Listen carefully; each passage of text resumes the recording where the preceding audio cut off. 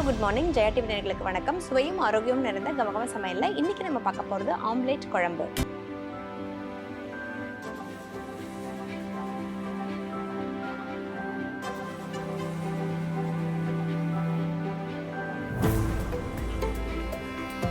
இந்த ரெசிபியை பண்றதுக்கு தேவையான பொருட்கள் என்னென்னு பார்க்கலாம்.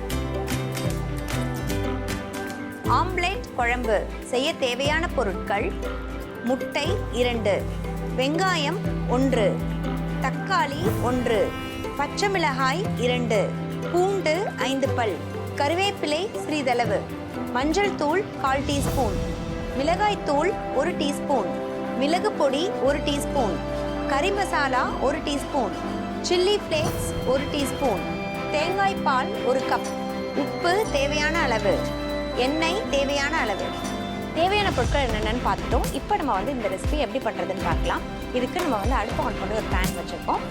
அதுக்குள்ளே இது காயறதுக்குள்ளே பார்த்தீங்கன்னா நம்ம ஆம்லேட்டுக்கானது ரெடி பண்ணிக்கலாம். 2 முட்டை உடச்சி வச்சுருக்கோம், அதை ஆட் பண்ணிட்டு இதில் வெங்காயம் தேவையான அளவுக்கு வெங்காயம் கூடவே தக்காளி, கொஞ்சம் பச்சை மிளகாய், காரத்துக்கு சில்லி ஃப்ளேக்ஸ், கொஞ்சம் கொத்தமல்லி, தேவையான அளவுக்கு உப்பு,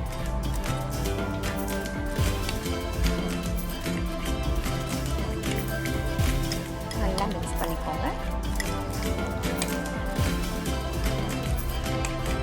இந்த ஆம்லேட் கிரேவி பார்த்தீங்கன்னா ரொம்பவே டிஃப்ரெண்ட்டாக இருக்கும்.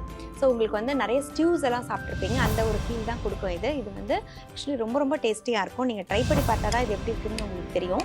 இப்போ சப்போஸ் உங்ககிட்ட காயெல்லாம் இன்றைக்கி இல்லை அப்படின்னா நீங்கள் இந்த மாதிரி ஒரு சிம்பிளாக ஒரு பேச்சுலர்ஸ் கூட பண்ணக்கூடிய ஒரு ரெசிபி தான் இது. இந்த மாதிரி ஆம்லேட்டுக்கு நம்ம மிக்ஸ் கொடுத்துட்டு கடாயில் தேவையான அளவுக்கு எண்ணெய் சேர்த்து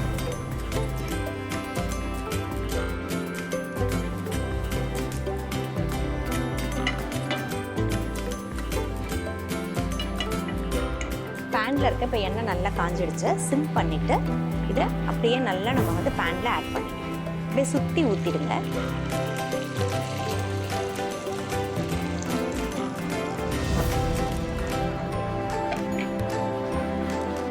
நல்லா கம்ப்ளீட்டாக ஸ்ப்ரெட் பண்ணி விட்டுருங்க. ஸ்ப்ரெட் பண்ணி இதை மூடி போட்டுடலாம். மூடி போட்டு அப்படியே ஒரு 5 நிமிஷம் வேக போட்டுடலாம். நல்லா சிம்மில் குக் ஆகும். ஏன்னா நம்ம திருப்பி போட போகிறது கிடையாது. இது அப்படியே தான் நம்ம நடக்க போகிறோம். ஸோ அதனால் 2 சைடும் நமக்கு வேகிறதுக்காக நம்ம மூடி போட்டிருக்கோம். ஸோ இப்போ பார்த்தீங்கன்னா நம்மளோட ஆம்லேட் ரெடி ஆகிடுச்சு. நல்லா 2 பக்கம் குக் ஆகிடுச்சு. ஆஃப் பண்ணிவிட்டு இந்த மாதிரி ஓப்பன் பண்ணிவிட்டு நமக்கு ரொம்ப நமக்கு 2 சைடும் குக் ஆக வேண்டாம். ஏன்னா நமக்கு குழம்புல இன்னும் வேகணும். அதனால் இதை அப்படியே மடக்கிடுங்க. இந்த மாதிரி மடக்கிட்டு இதை அப்படியே நம்ம பீசஸாக பண்ணிக்கலாம்.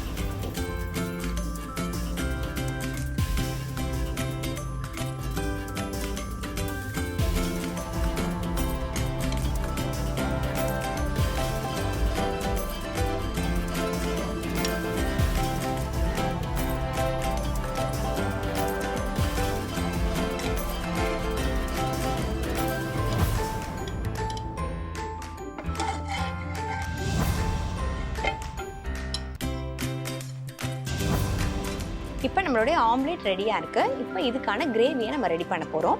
அடுப்பு ஆன் பண்ணி ஒரு பேன் வச்சுட்டோம். இதில் தேவையான அளவுக்கு ஆயில்,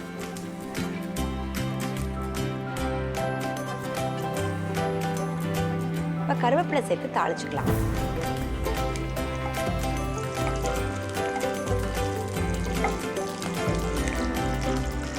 இது கூட பச்சை மிளகா,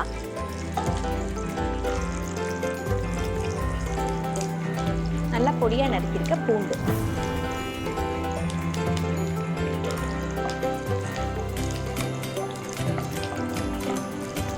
இந்த கிரேவிக்கு கொஞ்சமாக வெங்காயம், எல்லாம் ஒன்றா சேர்ந்தே நல்லா வதங்கலாம். இதே ப்ரிப்ரேஷனில் நீங்கள் மீன் கூட ஃபைனலாக போடலாம். இல்லை நீங்கள் எறா நல்லா க்ளீன் பண்ணி வச்சுட்டு கடைசியாக போடலாம். இது ரொம்ப சிம்பிள் ப்ரிப்ரேஷன் தான், ஆனால் டேஸ்ட்டு பார்த்தீங்கன்னா செம்மையாக இருக்கும். ரொம்ப குயிக்காக ஒரு பிகினர்ஸ் கூட இப்போ பார்த்தீங்கன்னா நம்ம வந்து ஒரு ஆம்லேட் தான் போட்டு வச்சுருக்கோம். அதுக்கப்புறம் இந்த மாதிரி நம்ம தாளிப்பு கூட எதுவுமே சேர்க்கல.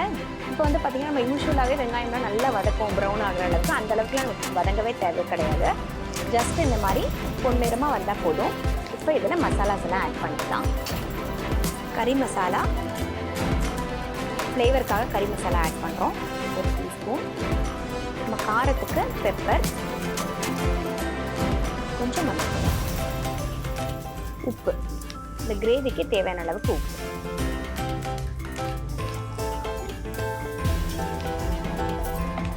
இந்த எண்ணெயிலே நல்லா பச்சை வாசனை போக இந்த மசாலாவை வதக்கிட்டு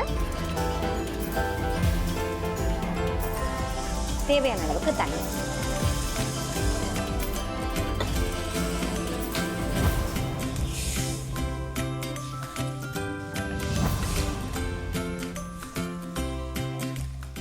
ஒரு கொதி வரட்டும்.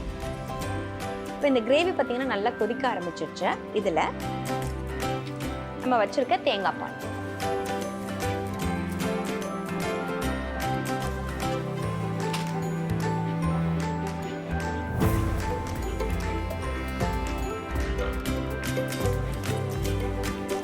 தேங்காய் பால் சேர்த்துட்டு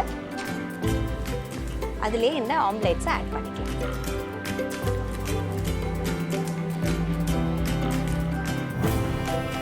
ஏன்னா தேங்காய் பால் விட்டதுக்கப்புறம் நமக்கு ரொம்ப நேரம் கொதிக்கக்கூடாது. ஸோ இப்பயே நம்ம வந்து ஸ்டார்டிங்லேயே சேர்த்துட்டோம் அப்படின்னா சேர்ந்து எல்லாமே நமக்கு வெந்துடும். ஃபைனலாக கொஞ்சம் கொத்தமல்லி இப்பயே நம்ம தூவிக்கலாம்.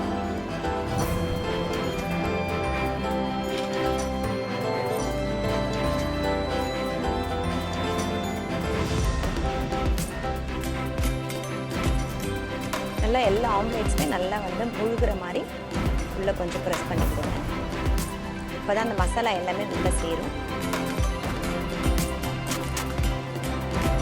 இப்போ பார்த்தீங்கன்னா நமக்கு அங்கங்கே பாயிலிங் ஆக ஆரம்பிச்சிருச்சு. இந்த மாதிரி கொதிக்கும் போது நம்ம ஆஃப் பண்ணிடலாம். ஏன்னா தேங்காய் பால் சேர்த்துருக்கிறதுனால ரொம்ப நேரம் கொதிக்க தேவை கிடையாது.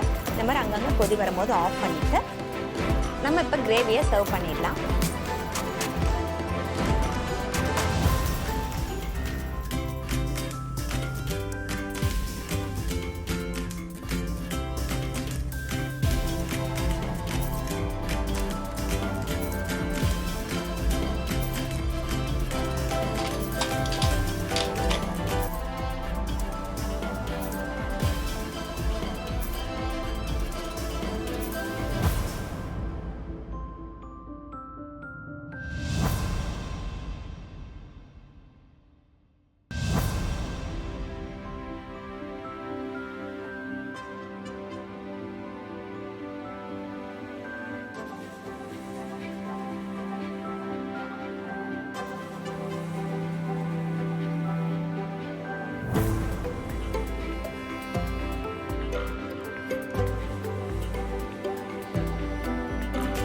நம்ம பண்ணிட்டு இருந்த ஆம்லேட் குழம்பு பார்த்தீங்கன்னா இப்போ சூப்பராக ரெடி ஆயிடுச்சுங்க. நீங்களும் உங்கள் வீட்டில் கண்டிப்பாக இந்த மெத்தடில் இந்த குழம்பு ட்ரை பண்ணி பாருங்கள். ரொம்ப ரொம்ப டேஸ்டியாக இருக்கும். ஸோ இதே மாதிரி ஒரு சூப்பரான ரெசிபியோட இன்னொரு செக்மெண்ட்டில் மீட் பண்ணலாம்.